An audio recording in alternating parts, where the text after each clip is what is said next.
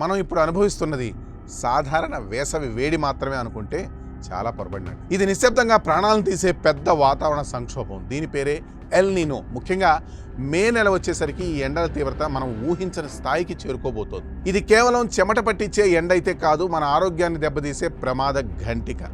అసలు ఈ ఎల్ నీనో అంటే ఏమిటి? అది మనపై ఎలాంటి ప్రభావం చూపుతుంది? మనల్ని మనం ఎలా కాపాడుకోవాలి? ఈరోజు ఈ వీడియోలో పూర్తి వివరాలు తెలుసుకుందాం.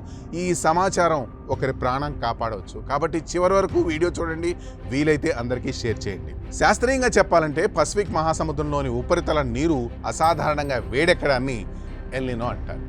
దీనివల్ల ప్రపంచవ్యాప్తంగా గాలి ప్రవాహాలు మారిపోతాయి. సాధారణంగా మనకు మే నెలలో వర్షాలు తీసుకురావాల్సిన నైరుతి ఋతుపవనాలు అంటే సౌత్ వెస్ట్ మాన్సూన్ ఈ ఎల్ నీనో ప్రభావం వల్ల ఆలస్యం కావచ్చు లేదా చాలా తక్కువగా ఉండొచ్చు.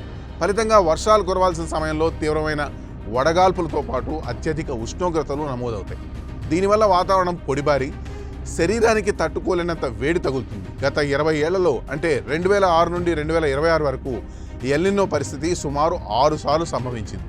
ఇందులో 2015-16 నాటిది అత్యంత తీవ్రమైనదిగా నమోదైంది. ప్రస్తుత 2026 ఎల్ నీనో గత 10 ఏళ్లలో ఎన్నడూ లేనంతగా పసిఫిక్ మహాసముద్ర ఉష్ణోగ్రతలను పెంచుతూ తీవ్రమైన వడగాల్పులకు కారణమవుతుంది.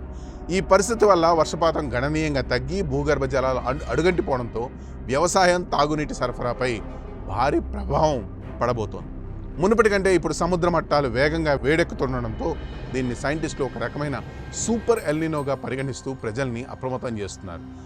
వాతావరణ శాఖ హెచ్చరికల ప్రకారం ఉదయం 10 గంటల నుండి మధ్యాహ్నం 3 గంటల వరకు సమయం అనేది అత్యంత ప్రమాదకరమైంది. ఈ సమయంలో సూర్యరశ్మి నేరుగా మన శరీరంపై ప్రభావం చూపుతుంది. ఇంకా కొన్ని సూచనలు కూడా చేశారు. వాటిలో మొదటగా అత్యవసరమైతే తప్ప ఈ సమయంలో బయటకు వెళ్ళకూడదు. అదేవిధంగా స్కూల్ పిల్లల విషయంలో చాలా జాగ్రత్తగా ఉండాలి. స్కూళ్లలో క్రీడా కార్యక్రమాలు లేదా ఎండలో చేసే పనులు ఉంటే తల్లిదండ్రులు, ఉపాధ్యాయులు పునరాలోచించాలి. ఇక ఇంట్లో ఉన్నప్పుడు గాలి ఆడేలా కిటికీలు తెరిచి ఉంచి లేదా చల్లని ప్రదేశంలో ఉండడానికి ప్రయత్నించాలి.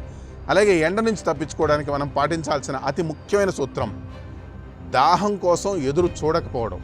అంటే మీ శరీరంలో ఇప్పటికే నీటి శాతం ప్రమాదకర స్థాయికి పడిపోయిందని సంకేతం. కాబట్టి దాహం వేసినా వేయకపోయినా ప్రతి గంటకు ఒకసారి నీరు తాగండి. ఈ విషయంలో పిల్లలకు, వృద్ధులకు బలవంతంగానైనా నీరు తాగించండి. ఒకవేళ బయటకు వెళ్లాల్సి వస్తే ఎప్పుడూ ఒక వాటర్ బాటిల్ వెంట ఉంచుకోండి. అంతేకాదు కొబ్బరి నీళ్లు, మజ్జిగ, ORS వంటివి తీసుకోవడం వల్ల శరీరానికి ఎలక్ట్రోలైట్స్ అందుతాయి. ఇక దుస్తుల విషయానికి వస్తే చాలామంది స్టైల్ కోసం నలుపు రంగు దుస్తులు వేసుకుంటారు. కానీ నలుపు రంగు వేడిని ఎక్కువగా పీల్చుకుంటుంది.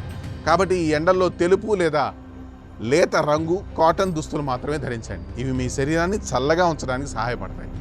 ఒకవేళ మీకో లేదా మీ చుట్టుపక్కల వారికో ఈ లక్షణాలు కనిపిస్తే అప్రమత్తం అవ్వండి. తీవ్రమైన తలనొప్పి, తల తిరగడం, వికారం లేదా వాంతులు. విచిత్రమైన విషయం ఏమిటంటే చర్మం ఎండిపోయి అస్సలు చెమట రాకపోవడం, శ్వాస తీసుకోవడంలో ఇబ్బంది. అలా గుర్తించిన వెంటనే సదరు వ్యక్తిని వెంటనే నీడలోకి తీసుకెళ్ళండి. తడిగుడ్డతో శరీరాన్ని తొడవండి. ఫ్యాన్ లేదా కూలర్ కింద ఉంచండి.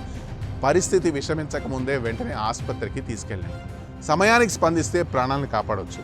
ఇంకో ముఖ్యమైన విషయం, మనకే కాదు పాపం నోరు లేని మూగ జీవాలకు కూడా ఈ ఎండలు పెను శాపంగా మారనున్నాయి. మీ ఇంటి పెంపుడు జంతువులే కాదు, బయట తిరిగే కుక్కలు, పక్షుల కోసం మీ ఇంటి ముందు లేదా గోడలపైన ఒక పాత్రలో నీరు ఉంచండి.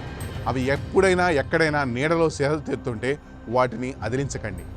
మానవత్వంతో వాటి ప్రాణాలను కూడా నిలబెడదాం. ఫ్రెండ్స్, ప్రభుత్వం అయితే హెచ్చరిస్తోంది, ప్రకృతి మనల్ని పరీక్షిస్తోంది. ఈ సమాచారాన్ని కేవలం ఒక వీడియోలో చూసి వదిలేయకండి. మీ కుటుంబ సభ్యులకు, బంధువులకు వాట్సాప్ గ్రూపుల్లో ఈ విషయాల్ని పంచుకోండి.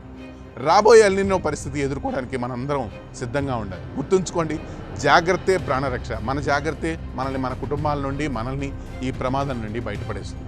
Stay safe, stay hydrated. That's all for today. This is Harikrishna signing off for Sakshi Exclusive.